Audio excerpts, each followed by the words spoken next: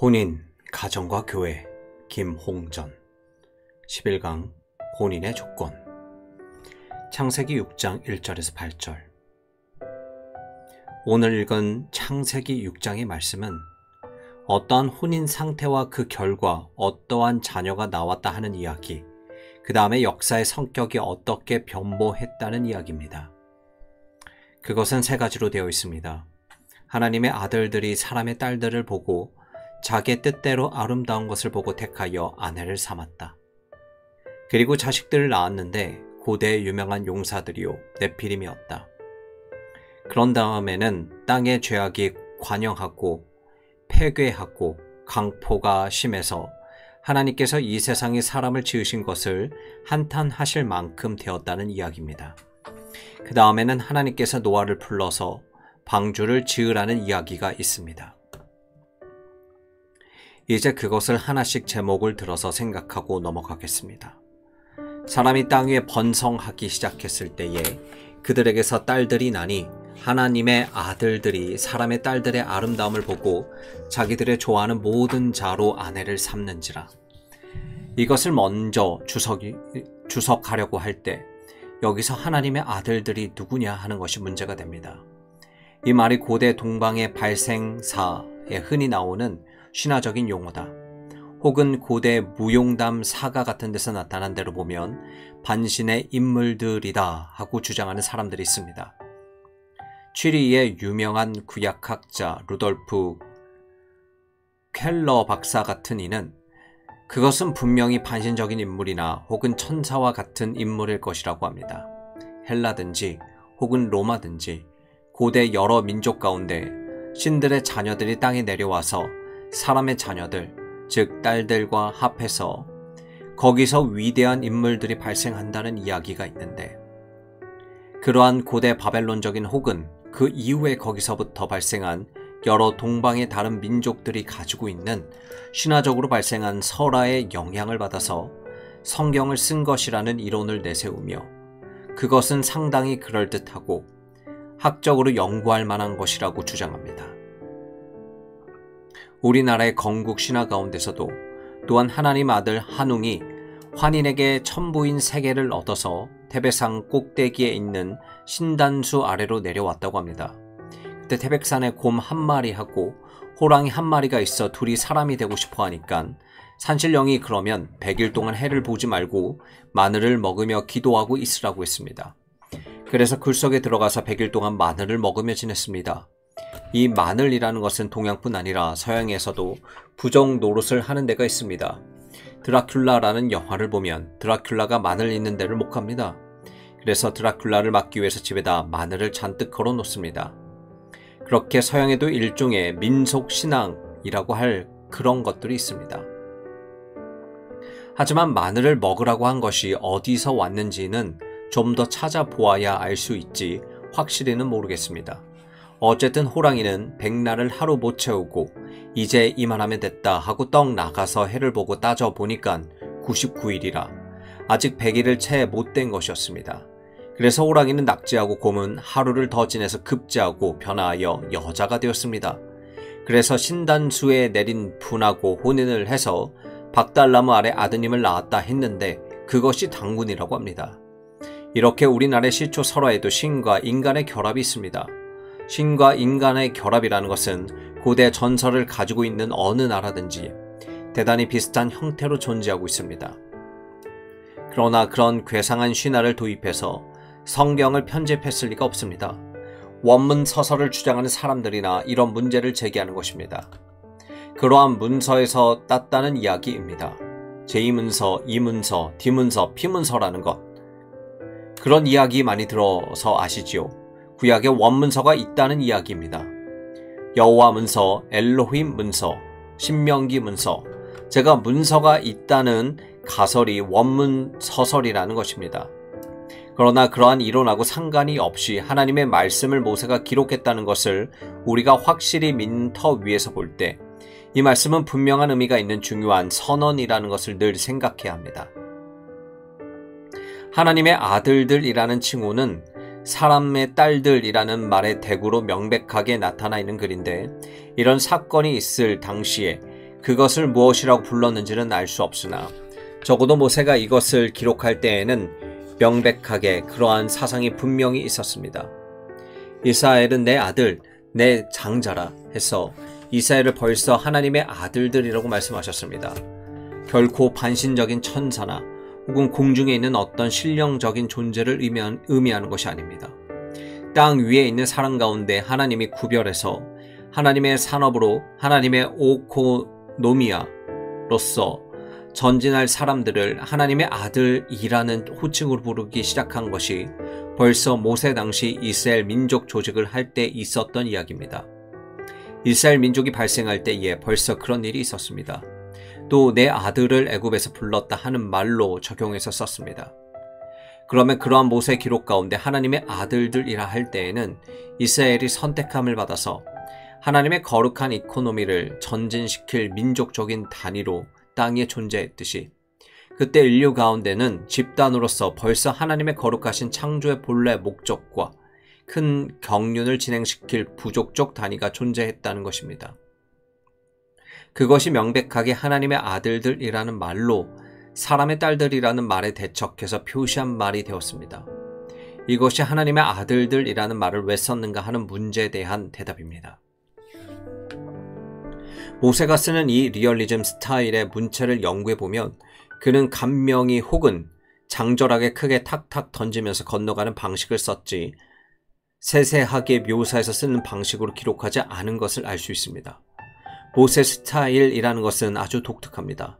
원래 전장에서 주의하던 사람들이 가지고 있는 간결한 스타일을 씁니다. 그러한 까닭에 하나님의 아들들이라는 한마디로 딱 표시한 것입니다. 창세기 5장에 보면 아담 자손의 계보가 이러하다 하고 셋 계통 사람들의 이야기를 했습니다. 그러나 반드시 셋 계통은 모두 하나님의 아들들이라는 의미는 아닙니다. 하나님의 아들인 아벨을 가인이 죽인 이후로 아벨을 대신해서 셋을 세웠다 하는 것은 분명합니다. 가인이 죽인 아벨을 대신해서 셋을 세웠다고 할지라도 셋의 계통은 전부가 다 아름답다고 하는 것이 아니라 적어도 아벨이 살았더라면 계속해서 가지고 나아갈 역사적인 방향이라는 것을 셋에게 주었다는 말입니다. 그리하여 셋은 자기 자손에게 그런 역사의 방향을 제시하면서 나아갔을 것입니다. 여러분이 셋의 나이를 한번 따져보시기 바랍니다. 몇 살까지 살았나? 그리고 자기 자손 몇 대하고 같이 살았나? 여러 대를 모두 같이 살았습니다. 아들, 손자, 증손자, 고손자 다 같이 살았습니다. 현손들하고 혹은 6대, 7대 다 같이 번성해 나간 것입니다. 그래서 당대 가르치기는 하겠지만 원로들이 하나 가고 둘 가면서 차츰차츰 부패해 나가게 됐는데 부패하는 과정에서 현저한 부패에 동인이 되는 사실이 무엇이냐 하면 혼인을 잘못해서 이렇게 되었다는 것입니다. 이것이 모세가 창세기 6장에서 이야기한 세 가지 사실입니다. 즉, 어떤 혼인을 했다, 어떤 자식들을 낳았다, 그 다음에 땅은 어떻게 되었다 하는 것입니다. 하나님의 아들들이 사람의 딸들의 아름다움을 보고 자기 뜻대로 택하여 아내를 삼았다고 말씀했습니다.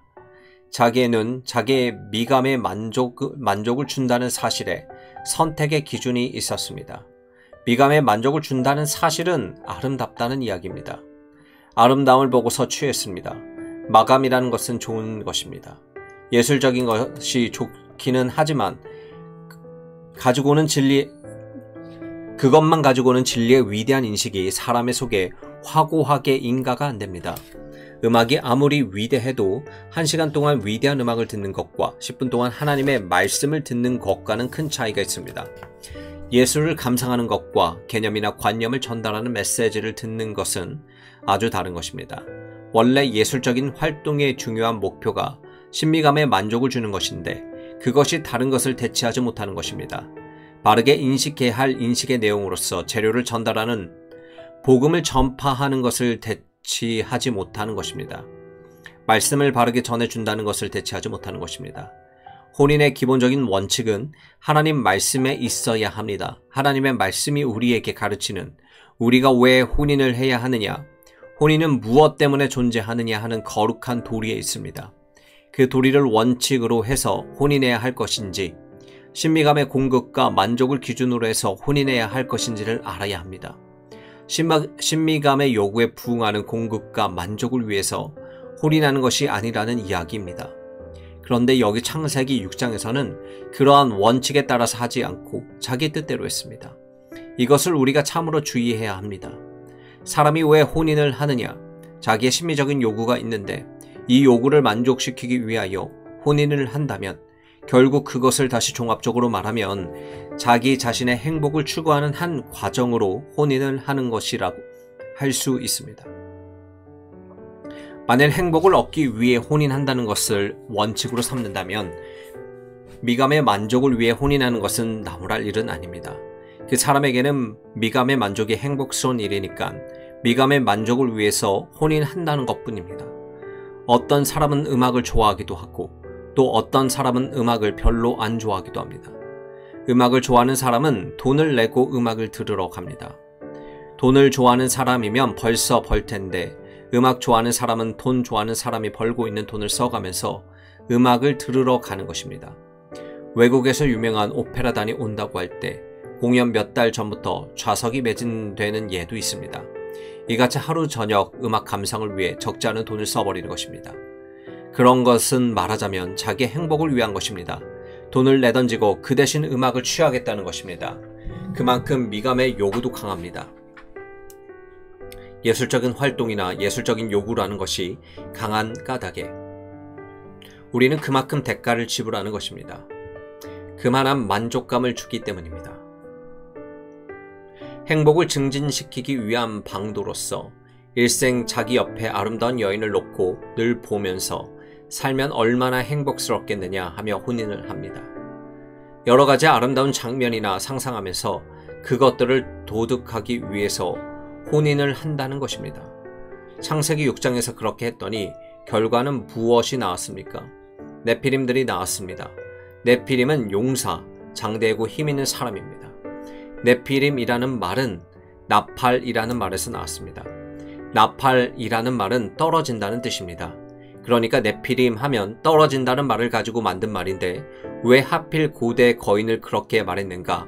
어떤 사람은 그 사람들이 분노할 때 벼락이 막 떨어지듯 한다고 해서 네피림이라고 했다고 하고 또 어떤 사람은 그 사람의 소리가 위에서 막 폭포같이 쏟아진다고 해서 그랬을 것이라고 합니다.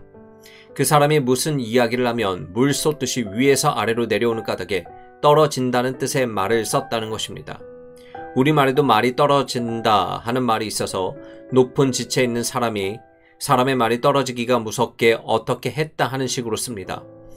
네피림의 어원에 대한 이런 이야기는 상상일 뿐이고 명확하게 왜 네피림이라고 했는지 알기가 힘들지만 좌우간 거대하고 힘센 인물들이 나왔다는 것입니다. 하나님께서는 당신이 내신 바 거룩한 원칙을 무시하고 사람들이 자기 뜻대로 혼인을 해서 자기의 행복 추구를 위해서 노력할 때 그것을 축복하셔서 하나님의 거룩한 이코노미를 진행시키기 위해서 그것을 선용하시는 그런 일을 하지 않으십니다.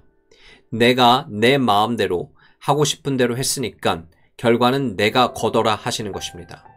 그리하여 땅 위에는 네피림이 나고 고대 장수들이 힘으로 사방을 다 점령하고 사는데 모두 힘과 힘으로 겨루어 가지고 나가더니 나중에 힘센 자가 양육 강식을 하니까 땅 위에는 강포가 심해져서 폐괴했다는 말입니다. 무엇이든지 제 힘으로 제 기운으로 제 성나는 대로 제 멋대로 해서 거기에 질서가 없고 하늘 무서운 줄 모르고 하늘이 얕다고 길길이 뛰면서 제멋대로 하는 폐괴가 땅에 심한 결과 하나님께서 땅을 지으신 것을 한탄하실 만큼 되었다고 했습니다. 물론 하나님은 하나님이신 까닭에 변혁도 없으시고 후회하시는 것도 없으십니다. 따라서 하나님께서 한탄하신다는 말은 신인 동형론, 즉 신의 인인화적인 용법으로 쓰는 말입니다. 하나님의 거룩하신 심정을 아는 사람의 생각으로 세상이 저따위 것 되려고 저따위 것을 걷어내려고 하나님께서 사람을 지으셨겠느냐 한탄스러운 일이다 하는 말입니다.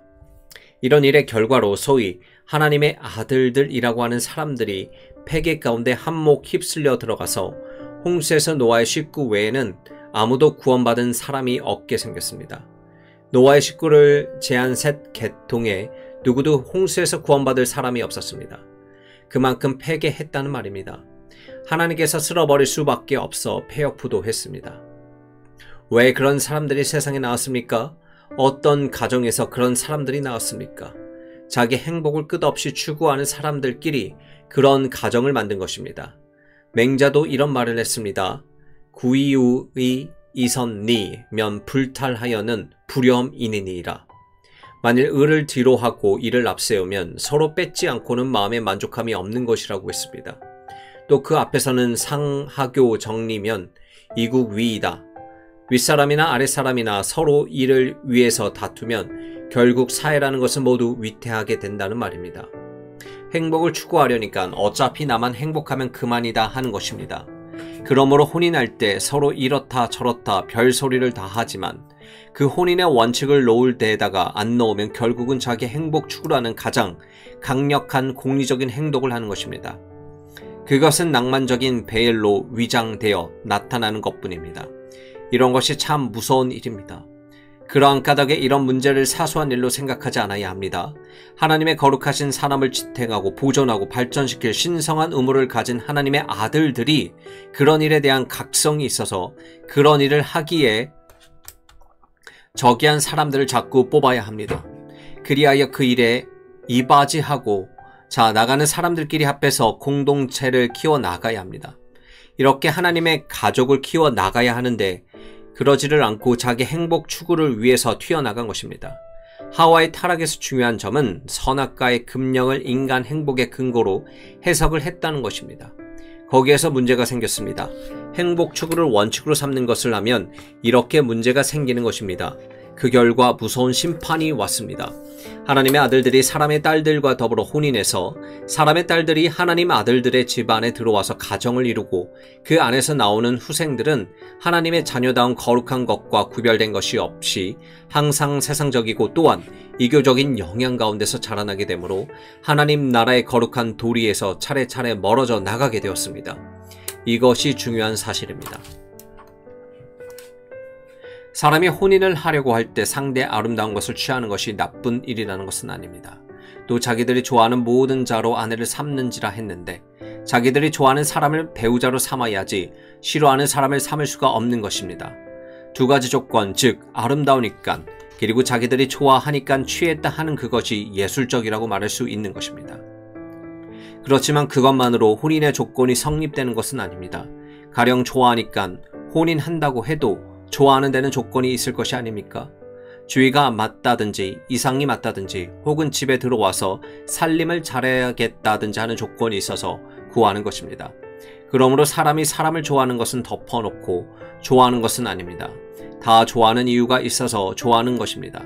누구나 아름다운 여자가 좋지 아름답지 않고 사람들이 마음 가운데 싫어할 만한 사람을 그렇게 좋아할 턱이 없습니다.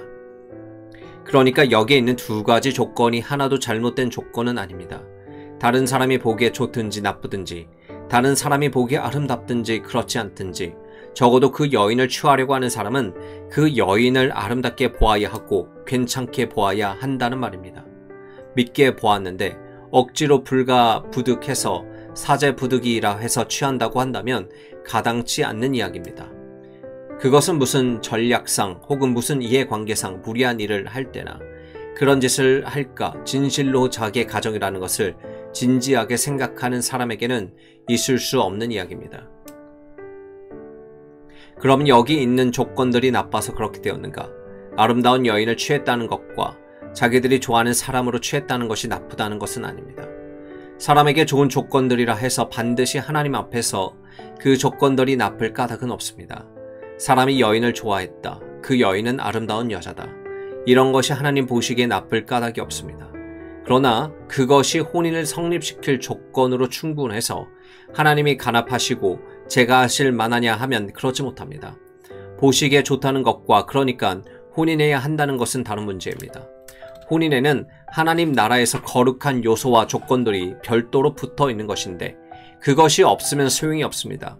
그러한 까닭에 여기 창세기 6장에 나타난 혼인을 보면 이 조건 외에는 다른 현저하고 두드러진 조건이 기록에 없고 오히려 마이너스 될 만한 부정적인 조건으로 하나님의 아들들이 사람의 딸들의 아름다움을 보고 혼인을 했다 하는 것이 가장 강하게 나타납니다. 이 점을 항상 명심하시기 바랍니다. 일단 혼인을 할 때가 되면 여러 가지 다른 것을 앞세우고 하나님의 아들들이 사람의 딸들을 취한다는 것이 그렇게 큰 위배가 아닌 것으로 생각하는 인간의 약점이 있습니다. 될 수 있는 대로 용납하고 될 수 있는 대로 타협하면서 괜찮겠지, 앞으로 잘 만들면 좋겠지 하는 경향이 있는 것입니다. 이런 것이 우리가 항상 주의해야 할 문제입니다. 여러분이 잘 아시는 하나님 말씀을 읽겠습니다. 너희는 믿지 않는 자와 멍에를 같이 하지 말라. 의와 불법이 어찌 함께하며 빛과 어둠이 어찌 사귀며 그리스도와 벨리알이 어찌 조화되며 믿는 자와 믿지 않는 자가 어찌 상관하며 하나님의 성전과 우상이 어찌 일치가 되리요. 우리는 살아계신 하나님의 성전이라. 이와 같이 하나님께서 가라사대 내가 너희 가운데 거하며 두루 행하여 나는 저희 하나님이 되고 저희는 나의 백성이 되리라 하셨느니라. 그러므로 주께서 말씀하시기를 너희는 너희 중에서 나와서 따로 있고 부정한 것을 만지지 말라. 내가 너희를 영접하여 너희에게 아버지가 되고 너희는 내가 자녀가 되리라 전능하신 주의 말씀이라 하셨느니라. 고린도 후서 6장 14절에서 18절. 믿지 않는 자와 멍에를 같이 하지 말라고 하였습니다. 혼인만 하지 말라는 이야기는 아니지만 혼인을 하는 것이야말로 가장 멍에를 같이 하는 일입니다. 세상 사람들이 여러 가지 일을 할 때 서로 협력하고 도와줄 수도 있지만 하나님께서 내신 사명을 각자 동일하게 느끼고 확실히 인식하고 그것을 같이 붙들고 받들고 나아가는 사람은 혼인한 사람 두 사람 외에는 없습니다. 다른 어떤 사람도 내만큼 가깝게 동일한 사명감을 느낄 수가 없습니다. 사람 하나하나에게는 각자 하나님께서 그 사람을 내보내신 이유가 있는데 그것은 하나님의 거룩하신 계획과 경영 가운데 있는 것입니다. 그것을 확실히 깨닫지는 못할지라도 적어도 하나님께서 하실 일이 있어서 그 사람을 내보내셨다는 사실을 그 사람이 늘 믿고 있어야 합니다.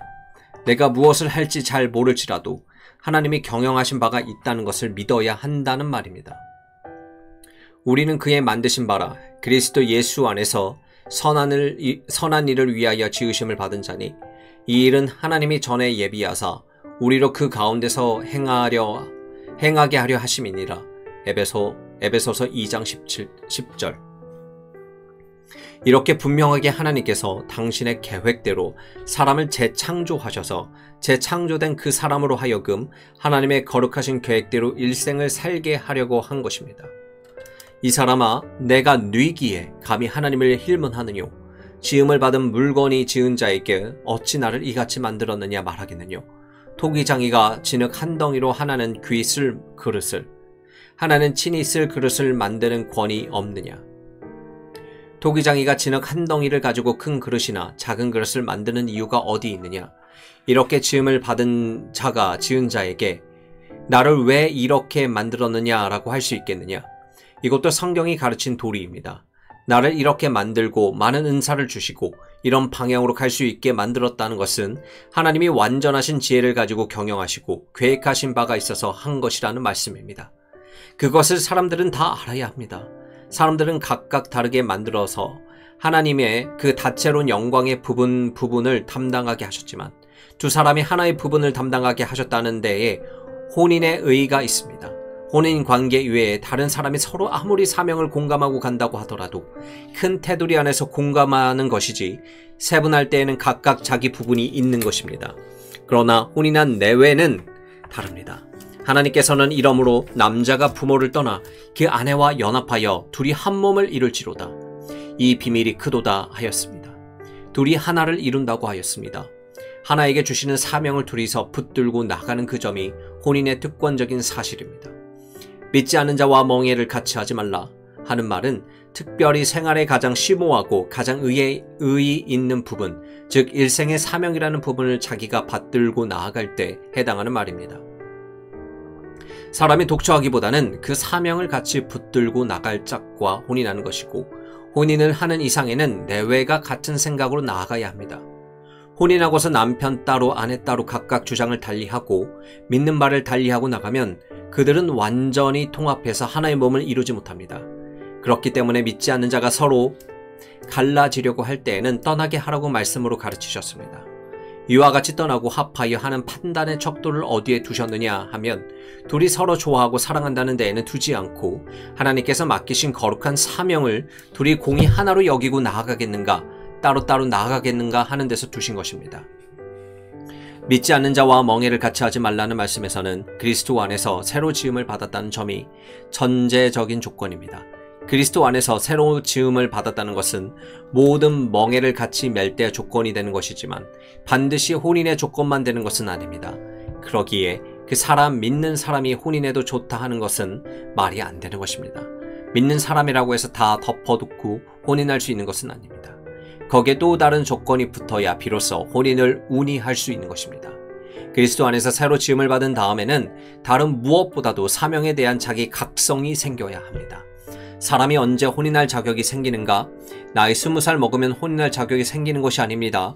후생을 전파할 수 있게 생리학적으로 성숙하면 혼인할 자격이 생기는 것이 아닙니다. 하나님 나라의 관점에서 볼 때 사람은 하나님께서 당신의 거룩하신 목적과 계획이 있어서 나를 만들어내셨다는 것을 확신한 이후에 비로소 혼인할 수 있게 되는 것입니다. 이 말은 나는 어떤 방향에서 무엇을 해야 한다는 것을 반드시 알아야만 한다는 이야기는 아닙니다. 어떤 방면에서 무엇을 할지 일생 동안 다 알고 하는 것은 아닙니다.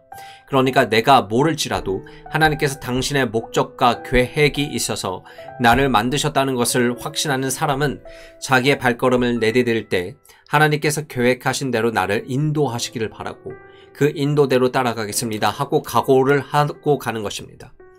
그리고 한 걸음씩 인도하실 때에 따라가면 됩니다. 이 한 걸음이면 족한 것입니다. 이렇게 한 걸음씩 따라간다는 점에서 공동의 신앙을 가져야 합니다. 몰라도 좋으나 모르면 모르는 대신 늘 한 걸음씩 한 걸음씩 인도하시는 대로 매번 확증하고 따라가야 합니다. 먼 길을 다 보지 못할지라도 한 걸음이라도 보아야 할 것이 아니냐, 이런 것은 공동으로 확실히 느끼고 믿고 나아가는 사람들이 서로 혼인을 하게 되는 것입니다. 그것이 중요한 조건입니다. 그런 중요한 조건은 거기에 이르기 위한 여러 가지 과정이 있습니다.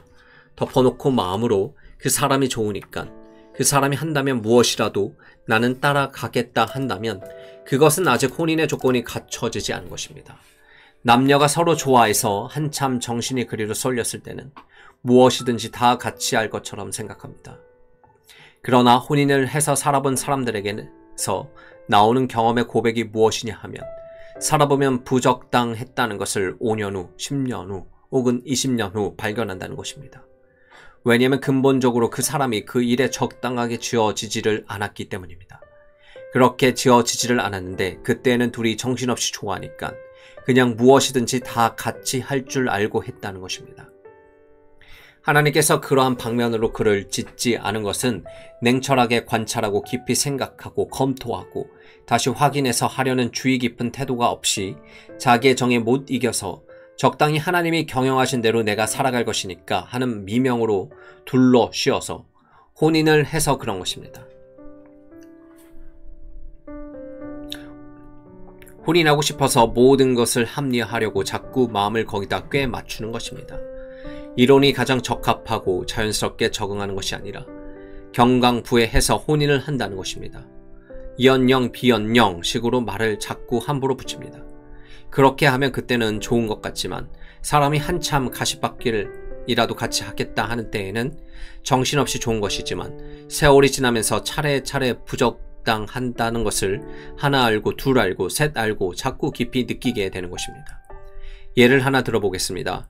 다같이 예수 믿고 다같이 교회에서 화려하고 외면적이고 형식적인 여러가지 운동에 가담해서 왔다 갔다 할 때에는 둘이 같은 수준의 신앙을 가졌으니까 만족스럽다고 하고 교회 봉사와 기독교 운동에 대한 열심을 대단히 가치화해서 혼인했다고 합시다.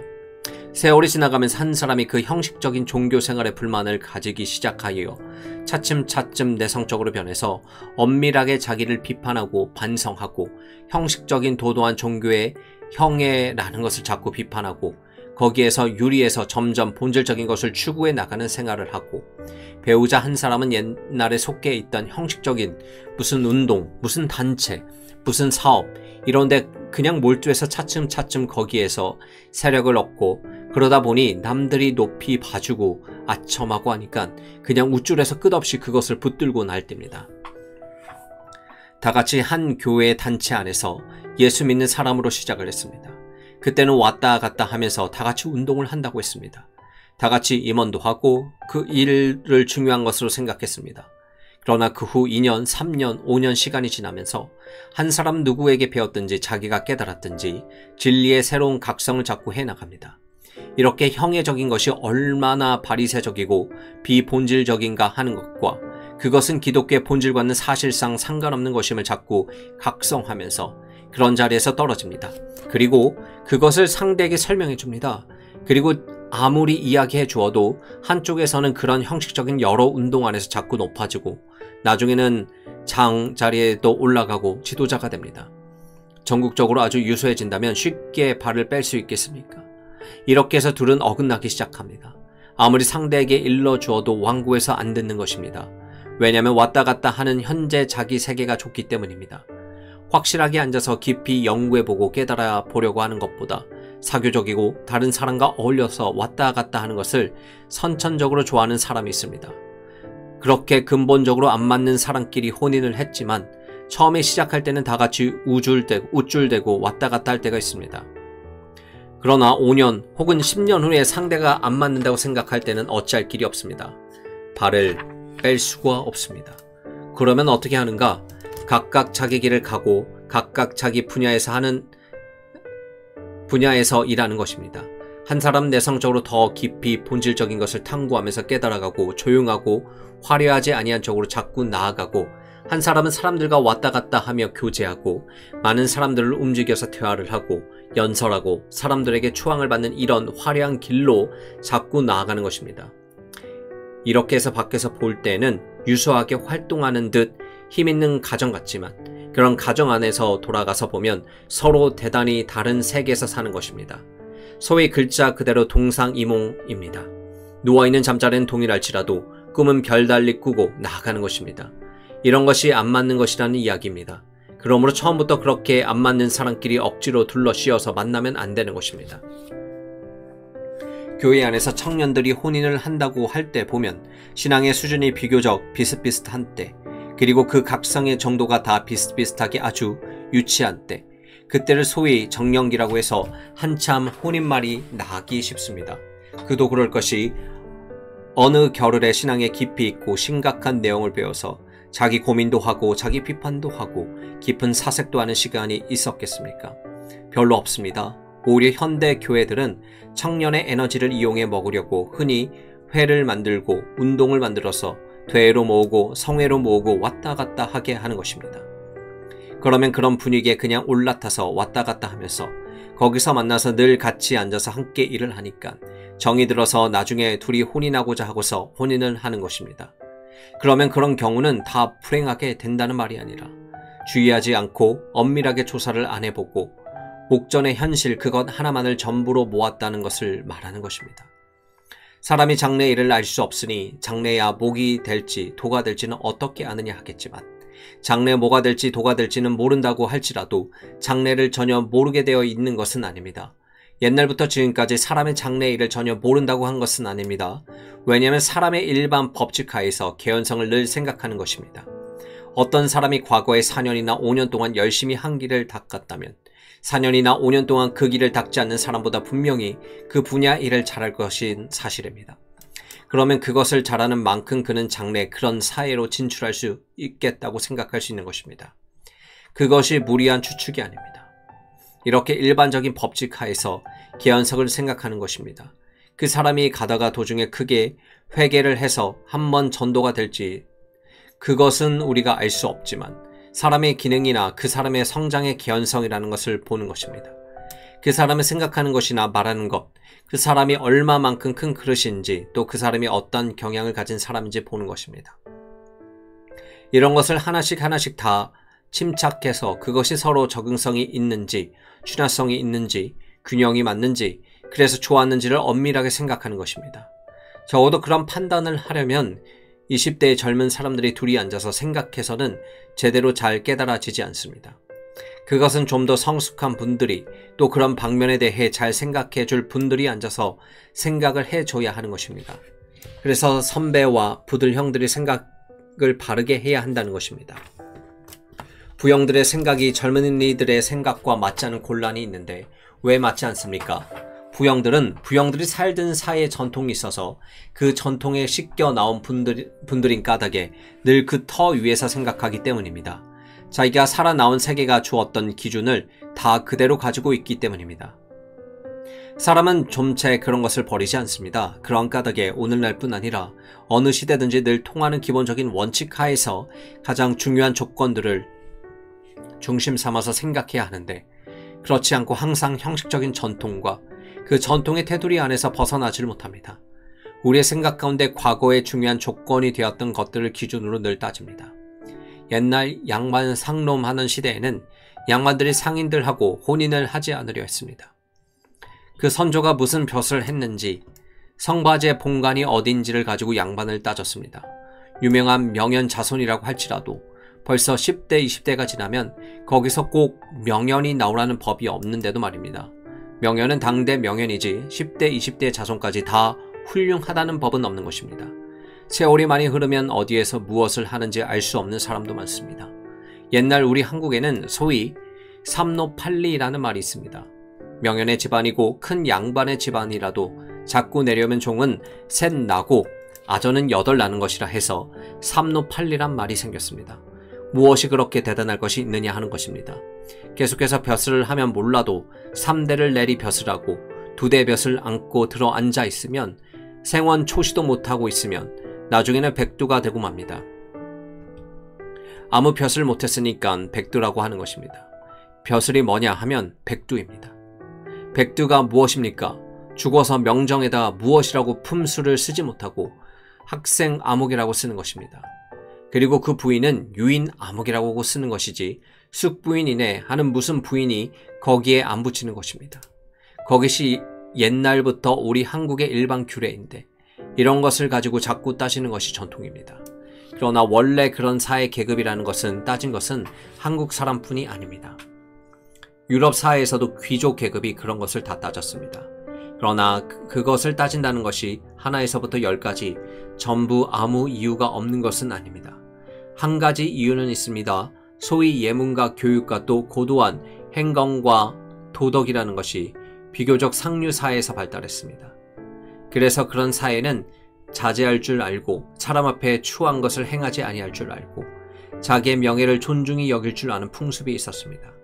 그러나 상인 사회는 믿져야 본전이지 뭐 그런 것 우리들 아랑곳 할 것 있느냐 해서 나 배불렀으면 그만이라고 하는 태도가 보통입니다.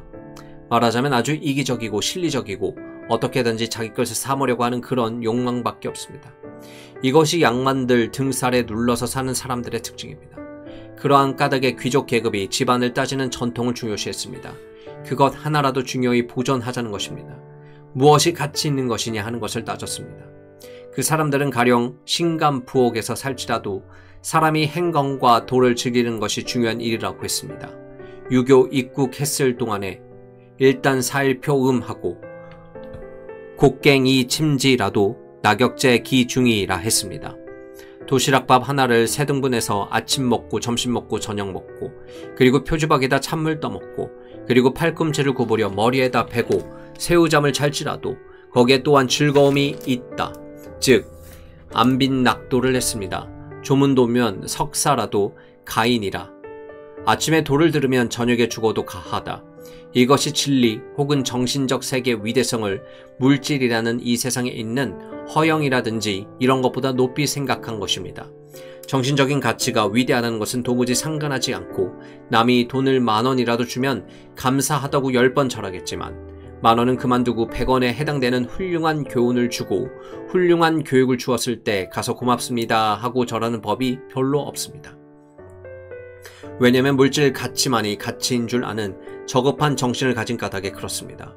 그런 저급한 정신이 대대로 흘러내려오면 자연히 그런 정도의 교훈을 받게 됩니다. 만일 한 사람은 정신 가치를 존중히 여기는 사람, 또 한 사람은 아주 실리적이고 현실적인 목전의 것만을 중요히 여기는 사람이 억지로 만나면 항상 후회하는 것입니다. 다 같이 정신의 가치의 위대성을 인정하는 사람끼리 만나야 자기에게 있는 실리적인 것을 포기하고라도 정신의 가치를 취하려고 할 때 마음으로 즐겁게 따라가는 것입니다. 하나는 당장 여기에 실리가 있는데 그 정신적 가치가 뭐냐? 왜 이런 청맹관이 같은 어리석은 짓을 하느냐? 바보 멍텅구리하며 욕을 할 것입니다. 이런 사람들이 혼인을 해서 잘 살게 되겠습니까? 잘 못 삽니다. 결국에는 틈이 벌어지고 마침내 밤낮 비난을 합니다. 정신 가치를 추구하는 사람은 비난하고 그 대신 자기가 좋아하는 물질 가치를 제일로 알고 뒤쫓아가는 사람을 흠모하고 좋다고 자꾸 이야기합니다. 다른 사람들은 왜 그렇게 잘하고 사는데 우리는 이것이 뭐냐? 아무것도 아니지 않느냐 하고 아주 무시해 버립니다. 그러면 거기에 무슨 혼인의 참된 의미가 있습니까? 같이 멍에를 맨다는 것은 둘째 문제입니다. 한 사람이 메고 나가는 것은 방해하는 문제가 생깁니다.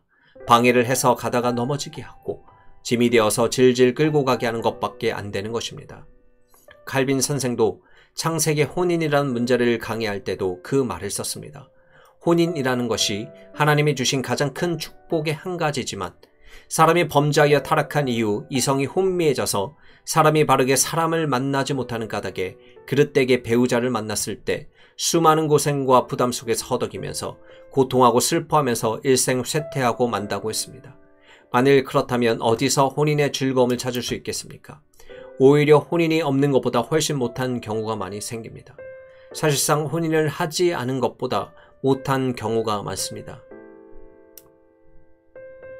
혼인은 덮어두고 하나님이 두드려 딱 맞추어 주시는 것이 아닙니다. 하나님이 이렇게 하지 않아도 좋을 뻔한 것으로 맞추어 주시는 일이 없습니다. 하나님이 너희 그따위 미운 짓 하니까 어디 한번 이렇게 무거운 짐이라도 한바탕 지고 가라 하니까 일생 동안 고질덩어리 짐을 져라 하시지 않는다는 말입니다. 주께서 인생으로 고생하며 근심하게 하심이 본심이 아니시로다 하고 말씀했습니다. 고생과 근심을 다한 마음으로 시키시는 것이 아니신데 그 주님께서 당신의 의사로 일부러 짐을 만들어 놓고 파탄을 일으키게 하겠습니까? 그렇게 하시지 않는 것입니다. 그러므로 당초에 선택을 잘해야 합니다. 선택이라는 것이 그렇게 중요한 것입니다. 그런데 그 선택의 기준으로서 하나님의 아들들이 사람의 딸들을 선택하면 안 된다고 했습니다. 그러나 그것만이 전부가 아닙니다. 그것은 기본입니다. 사람의 딸들을 선택하는 것은 멍에도 같이 못 맬 사람을 선택한 것이니까 문제도 아니고 정작 생각해야 할 문제는 아담과 하와가 이상적인 사람들로서 만들어졌고 가장 이상적인 부부로 시작했다는 사실입니다. 하나님은 아담을 위해서 더할 나위 없이 이상적으로 하와를 만들었지 하와를 다른 사람을 위해서 만든 것이 아닙니다. 다른 사람이 하와를 혹시 선이라도 볼 아무런 기회가 없었습니다. 여기서는 하나님이 책임을 지시고 가장 적합하게 만드신 셈입니다. 하나님이 완전한 지혜를 가지고 만드셨으니 더 이상 적합할 수가 없습니다. 그런데 그런 하와 때문에 아담은 죄의 구덩텅이로 들어간 것입니다. 이것이 무엇인가 하면 먼저는 선택을 주의해서 해야 하지만 일단 둘이 결합된 다음부터 행보 또한 참으로 중요한 것임을 일러줍니다. 선택만큼 중요한 것입니다. 선택이 불민할 때에 파탄을 예상한 것이지만 행보가 불민할 때에도 큰 불행을 예상하는 것입니다. 만일 아담과 하와가 가정이 가지고 있는 신성한 가치를 바르게 존중하고 고양하고 나갔더라면 그렇게는 안 되었을 뻔했습니다. 아담은 하나님 말씀을 받았고 따라서 아담은 그 말씀을 강의하는 목사입니다. 둘이 한 몸을 이루어 거룩한 하나를 이루었다는 것은 교회의 한 모형이며 교회의 거룩한 상징입니다. 사람 혼자서 교회를 이룰 수 없습니다. 예수 그리스도의 그 거룩하고 신령한 몸, 즉 교회가 땅 위에 나타나기 위해서 가정이라는 한 모형을 만들어냈습니다. 가정이라는 소형을 하나 만들어낸 것입니다. 그러므로 가정은 가정인 동시에 그것이 가장 고도적인 것이 될 때에는 교회적인 성격을 강하게 갖는 것입니다. 그때 가장인 남편은 남편인 동시에 목사요, 지도자요, 교사가 됩니다. 그러므로 남편은 교사가 될 만한 사람이라야 합니다. 신앙에서나 각성에서나 그것이 이상적인 형입니다. 왜냐하면 여자가 남편을 가르치는 것이 원래 좋은 형이 아니기 때문입니다. 신약 성경에서도 보면 항상 여인들은 교회에서 떠들지 말고 각각 집에서 자기 남편에게 배울 것이라고 하셨습니다. 하나님께서 남편에게 부인을 다스릴 주권을 주셨습니다. 둘이 똑같이 평등한 위치에 서 있는 것이 아닙니다. 여인의 머리는 남자요, 남자의 머리는 그리스도니라. 그렇게 차례차례 계열적으로 세웠습니다. 만일 두 남녀는 철두철미하게 평등이다 하는 그릇된 사상이 들어갔다면 아주 이교적인 사상입니다. 서양 사상을 아주 잘못되게 그릇되게 받은 엉덩이의 분란식 사상입니다. 어디에 평등이 있습니까? 그런 평등은 없습니다. 하나님 나라의 거룩한 원칙에서 남편은 여인의 머리가 되고 또 남편의 머리는 그리스도입니다. 그리스도를 머리로 삼고서 남편이나 아내가 그 지체로 있으되 남자가 먼저요 그 다음이 여인이라 하였습니다. 이것을 시험받았을 때의 상태를 가지고 논했습니다. 아담이 꾀임을 보지 아니하고 여자가 꾀임을 보아 죄에 빠졌음이니라. 이것은 시험을 받아서 여인이 먼저 타락했다는 의미가 아니라 여인은 연약한 그릇이다. 떨어지는 것을 봐라. 여인은 뱀이라는 것에게도 떨어졌다. 남자는 여자라는 사람 때문에 곤두박질해서 떨어졌지만 여자는 동등한 차원에 있는 인간이 아닌 다른 미물, 짐승의 형태를 가지고 온 놈에게도 떨어지지 않았느냐. 그와 같이 연약하다. 판단력이 약한 것이다 하고 약하다는 것을 은연중 나타낸 것입니다.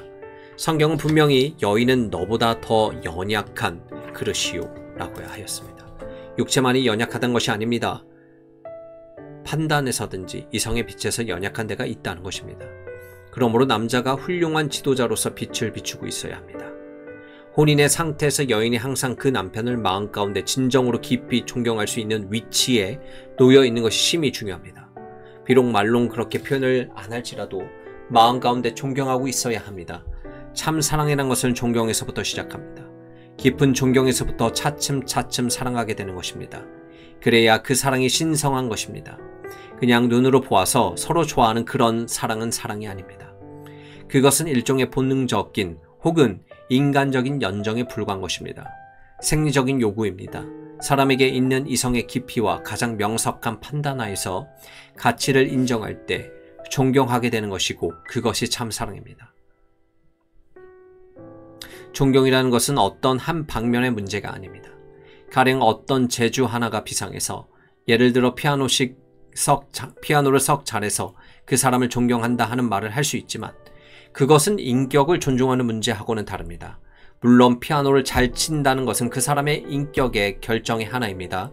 그 사람이 그냥 손끝만 여물어서 피아노를 잘 치는 것은 아닙니다. 그 사람이 그만큼 많은 의지적인 노력을 해왔다는 것과 그만한 음악 해득의 종합적인 능력이 있고 그만한 예술성의 깊이가 있다는 것을 보여주는 것이지만 그렇다고 해서 그 사람이 가지고 있는 품격, 즉 도덕적 성격까지 반드시 위대하다고는 할 수 없습니다. 그러나 여인이 남편을 존경할 때에는 그 남편의 전인격을 참으로 존중할 수 있어야 합니다.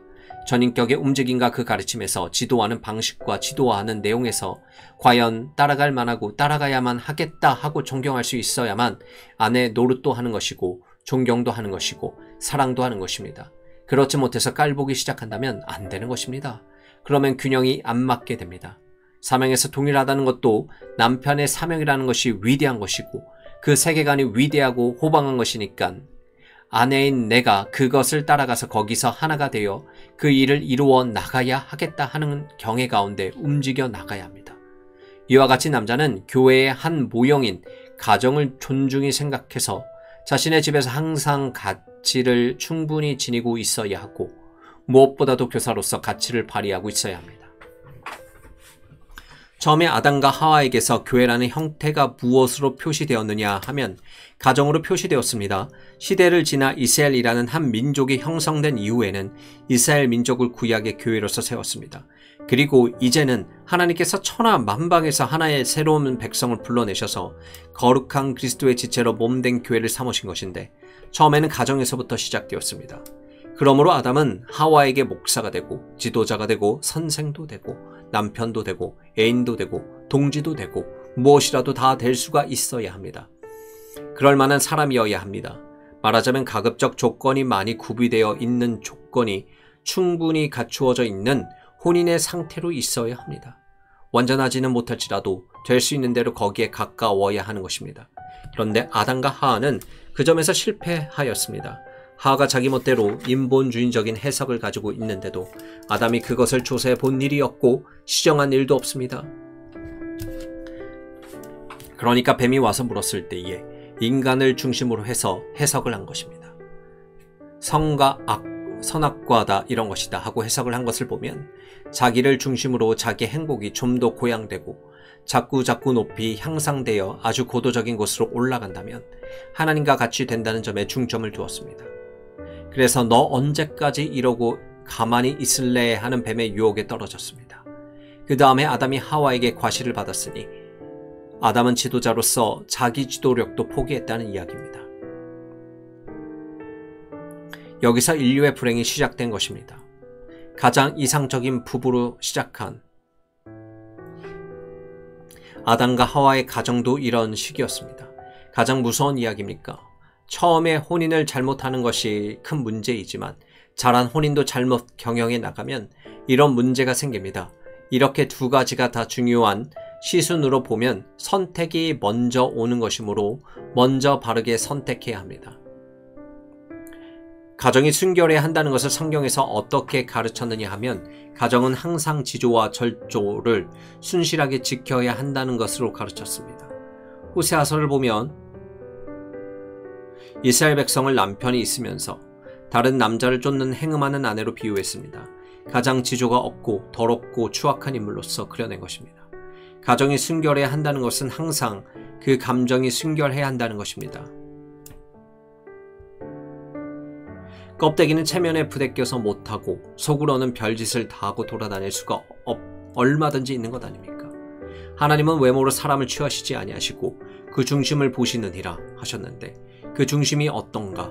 마음이 이리저리 방황하고 있는가? 적어도 그 마음을 늘 순결하게 있어서 공세를 받을 자에게 공세를 바치고 국세를 받을 자에게 국세를 바치고 두려워할 자를 두려워하며 존경할 자를 존경해야 하는 것입니다. 내가 바쳐야 할 사랑이 누구에게 바쳐야 할 것인지를 알아서 그에게만 바치는 것입니다. 그것이 정조라는 것, 절조라는 것입니다. 몸뿐 아니라 자기의 심정을 주어야 할 사람에게 주는 것입니다. 마땅히 줘야 할 것을 주지 않는 것은 부당한 일입니다. 수급해야 할 것을 다른 데다 주는 것은 벌써 문란한 것입니다. 그러므로 항상 마음을 순결히 가지고 있다가 줄 곳에 주어야 합니다. 이런 것이 순결한 생활입니다. 순결한 사회라는 것도 마찬가지입니다. 마음이 일철해서 왜 골수로 죽 향하고 그냥 나가는 것이지 좌우로 치우치지 않아야 합니다. 또 자기가 정당하게 세를 바칠 자에게 세를 바치고 공경할 자를 공경하라고 하신 말씀과 같이 누구에게 무엇을 줄 것인가를 잘 생각해야 합니다. 정을 주되 누구에게 어떤 정을 어떻게 주어야 하느냐 하는 것이 중요합니다.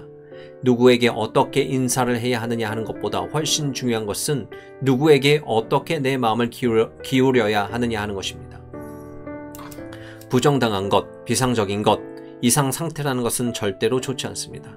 사람의 감정생활이 비정상이라면 그 사람의 인격이 벌써 비정상이 되어서 못 쓰는 것입니다. 감정은 정상이어야 합니다. 부모와 자식 간에도 정상적인 감정 관계를 가지고 있어야 하고 또 친구끼리도 그리해야 모든 균형이 맞는 것입니다.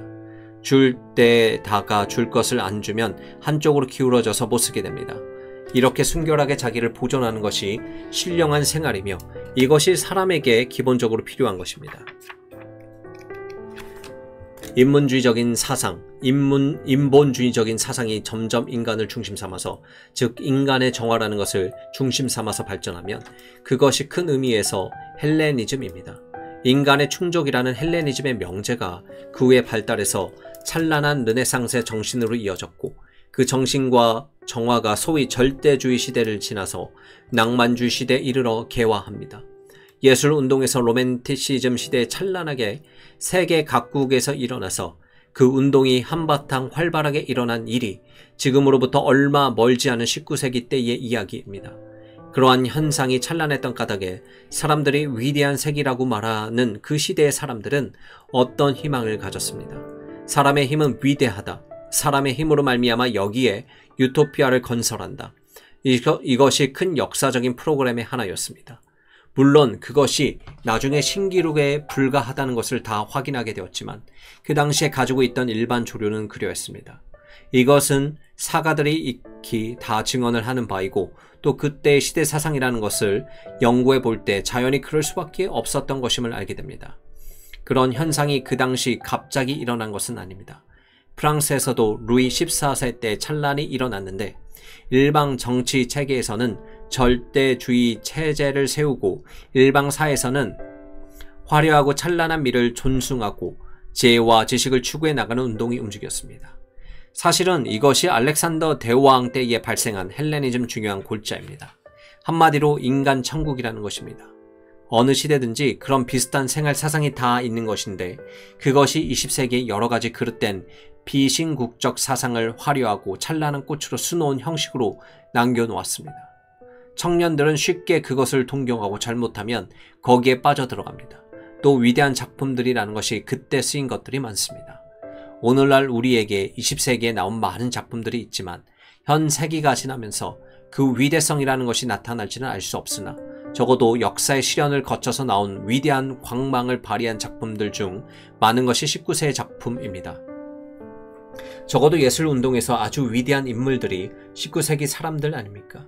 가령 바르크 시대에는 그만두라고 낭만 시대에 일어났던 음악이나 회화 혹은 문화상 위대한 인물들이 다 그때 사람들이지만 우리는 오늘날에도 그 시대의 것을 계속 감상하고 삽니다. 베토벤, 브람스, 바그너, 슈만, 슈베르트 등 그때 사람들의 음악을 지금도 듣고 살아갑니다. 그림도 그렇습니다. 물론 현대에도 사람들의 기호에 따라서 추상도 있고 피카소 같은 사람이 그리는 아주 별나게 생긴 그림도 많이 있지만 대체로는 역시 전 세기의 위대한 회화나 위대한 작품들을 좋아하게 되어 있습니다. 제가 그림을 좋아하니까 루브르 박물관에 가서 특별히 화랑만을 돌아다니면서 보았는데 역시 걸어놓은 작품의 다수는 압도적으로 19세기 때 작품입니다. 이것은 그때 그만큼 많은 사람들이 배출되어서 그렸다는 것이고 그만큼 많은 사람들이 그것을 본다는 것입니다. 음악 연주의 프로그램을 봐도 현대 작품보다는 19세기의 작품들이 훨씬 많이 연주되는 것을 봅니다. 그러한 영향이 오늘날 와서 사람들에게 그릇된 여러 가지 사상을 불어넣습니다. 첫째, 인권을 존중한다는 사상에서도 가정이라는 것을 두 개의 인격이 공동 경영하는 공동사회로만 생각하는 나쁜 경향이 있습니다. 물론 가정은 두 개의 인격이 합하고 협력해서 조직하는 하나의 공동의 사회입니다. 그러나 제가 말하는 나쁜 경향이라는 것은 거기서부터 더 전진하지 않아 참된 가정의 자태를 나타내지 못하는 것을 말합니다. 두 개의 인격이 각각 별다른 개성을 가지고 그 개성을 각각 살려가면서 공동 경영하는 사회라는 것은 가정이 아니라도 있습니다. 동지가 같이 모여서 일생 같은 사업을 할 때도 그렇게 하는 것입니다. 너는 이것 맡아라. 나는 이것 맡으마. 둘이서 동아리 하나 만들어내자 할 수 있는 것입니다. 그러나 가정은 동아리가 아닙니다. 공동체라고는 하지만 단순히 공동체만 아닙니다. 가정은 일체성이 제일 중요한 것입니다. 성경에서 구약이나 신약이나 다 같이 이것을 명확하게 선언해 놓았습니다. 이러므로 둘이 합하여 한 몸을 이룰지니 이 비밀이 크도다. 하나님이 그렇게 만드신 것입니다. 이것이 특권입니다. 가정 외에 어떤 것도 둘이 합해서 하나가 안 되는 것입니다. 그와 같이 위대하고 거룩한 하나님의 특별하신 역사가 거기에 같이 한다는 전제하에서 가정이라는 것이 논의되는 것입니다. 그런데 가정을 그렇게 생각하지 않는 이러한 이교 사상은 부정당합니다. 부정당할 뿐 아니라 또 하나는 가정이 가지고 있는 교회적인 신성한 사상이 점점 파괴되어서 나타나는 것을 봅니다. 오늘날 많은 혼인의 형태가 공동사회 경영이란 차원에서 실험적인 경영을 해봐서 성공하면 좋고 성공 못하면 그만두고 해소하자는 식입니다. 반드시 그것이 우회 결혼, 시험 결혼이 아닐지라도 그렇습니다. 매일 수많은 사람이 혼인을 하자면 미국의 통계를 보면 혼인한 수의 4분의 1이 이혼으로 끝납니다. 그리고 나머지 4분의 3 중 4분의 1은 별거에서 불행하게 되는 경우입니다. 또 남은 4분의 2에서 4분의 1은 심히 불행한 가운데 사실상 혼인 부재의 상태에서 살아가고 있는 것이고 최후의 4분의 1 가운데 대부분이 불행할지라도 얽어붙어 가지고 살아가자고 한다는 것입니다. 이것이 무서운 이야기입니다. 최근 일본도 차츰차츰 그런 숫자로 올라가게 되었다고 합니다. 오늘날 혼인을 할 때에는 가지고 있는 판단의 기준이 과거 19세기 이래로 흘러나온 그 인본주의적 사상과 헬레니즘적인 정신과 정서에 아주 강력하게 지배받고 있습니다. 청년들이 이야기하는 것을 가만히 들어보면 그런 것들이 많이 지배하고 있는 것을 알 수 있습니다. 자기는 그런 줄 모르나 엄밀하고 냉정하게 자꾸 비판해보면 헬레니즘의 물이 굉장히 든 것을 알 수 있습니다. 결국 모든 것을 보랏빛 안개 속에다 놓고 덮어놓고 황홀하게 생각하고 아 좋다 하며 그것을 행복으로 생각합니다. 마치 술을 먹고 도취한 것 같고 마약을 먹고 한동안 꿈속 같은 황홀경에서 방황한 것은 그런 생각을 합니다. 착실하게 현실 안에서 생각을 안 합니다. 이렇게 도취를 먼저 하면 안 됩니다. 그런데 나이가 젊을 때는 도취부터 하게 되는 것은 어쩔 수가 없습니다. 그러한 까닭에 부영이 필요한 것입니다. 지혜 있는 이들이 경란을 한 이들이 그렇게 안 되는 것입니다. 그렇게 해봐야 안 되는 것이다 하고 깨닫게 해주어야 합니다. 19세기 낭만주의 사상은 인간이 본이 되어가지고 인간을 가장 고도적으로 높이는 것입니다. 그래서 혼인이란 인간의 행복을 이루는 것이라고 생각을 합니다. 혼인이 인간의 행복을 위한 것이라고 하면 그것은 대단히 어폐가 있습니다. 혼인이 인간에게 행복을 주느냐 하면 과연 줍니다. 그러나 인간의 행복을 위하여 혼인이 있는 것은 아닙니다. 하나님이 원래 그렇게 하려고 혼인을 만드신 것이 아닙니다. 너희들에게 내가 복을 주려고 행복스럽게 하려고 혼인할 배필을 만들었다 하지 않았습니다. 남자가 독초하는 것이 좋지 못하다고 하셨는데 좋지 못한 이유가 몇 가지 있습니다. 무엇보다도 거룩한 그리스도의 몸을 방불케 하려면 혼자서는 안 됩니다. 사람이 만들어진 본래 목적은 그리스도의 영화의 거룩한 자태를 바르게 나타내야 한다는 것입니다. 에베소서에서 혼인에 대해 이야기할 때 나는 교회와 그리스도에 관해서 지금 이야기를 하는데 혼인이라는 것은 항상 교회와 그리스도의 관계를 가지고 생각해야 한다 하고 아주 명백하게 몇 번이나 이야기합니다. 자꾸 섞어가면서 이야기를 합니다. 그것을 무시하고서 혼인을 항상 자기들 행복을 위해서 존재하는 것까지 생각하는 것은 신학이 오직 하나님의 영광을 위해서라는 생각에서 떠나서 부지불식간의 신학이 확 바뀌어가지고 인문학이 되어버린 것과 같습니다. 그렇게 해서는 신학이 안 됩니다. 만일 신학이 된다고 하더라도 그것은 인간 본의 신학이 되는 것입니다. 거기에 하나님은 없고 사람만 있습니다. 혼인을 할 때는 하나님이 어떻게 하시려고 하는 것인가? 하나님이 가장 기뻐하시는 일이 무엇인가를 찾아서 해야 합니다. 그러나 그렇지 못하고 사람이 자기 뜻대로 혼인을 했습니다. 이것은 헬레니즘에서 비로소 발생한 것이 아닙니다. 오늘 본문에서 읽은 대로 그때 벌써 있습니다. 자기들이 좋아하는 모든 자로 아내를 삼는지라. 자기가 좋아하니까 만나면 그냥 정신이 번쩍 나고 그래서 좋아하는 자를 택하여 배우자로 삼았습니다. 그렇다고 혼인을 하려고 할 때는 자기가 싫어하는 사람을 배우자로 택하라는 말은 아닙니다. 좋아하는 것이 조건의 하나가 될 수 있지만 그것이 판단의 척도가 되면 안 됩니다. 물론 싫으면 혼인하지 않는 것입니다. 싫은데 억지로 혼인하라는 것이 아닙니다. 싫으면 하지 않는 것이니까 결국 좋아야 하는데 좋으면 다 하느냐 하며 그렇지 않습니다. 좋다고 다 혼인하는 것은 아닙니다. 혼인은 좋아한다는 조건 위에 훨씬 더 높은 조건을 가지고 있습니다. 이미 말씀드린 것과 같이 하나님이 가정을 만드신 본래 목적이 있고 그 안에서 사명을 주십니다. 그러니까 상대가 그 사명에서 하나가 되어서 나아가려고 하는가? 그리고 거기에 적응성이 있는가를 보여야 합니다. 그러려면 먼저 하나님께서 나에게 그 은사를 주셨는가 하고 자기의 은사를 점검해야 합니다. 사람이 사명을 행하려면 하나님께서 과연 자기에게 그 사명을 주셨는지를 알아야 합니다. 사람이 사명을 깨닫고 어떤 길로 나아서려고 할 때에는 먼저 하나님을 사랑하는 데에서 시작해야 하고 자기의 은사가 거기에 적응한가 여부를 보아야 하고 하나님이 명백하게 그리로 구체적으로 한 발씩 늘 이끌어 나가시는가를 보아야 한다고 말씀드린 적이 있습니다. 혼인에서도 마찬가지입니다.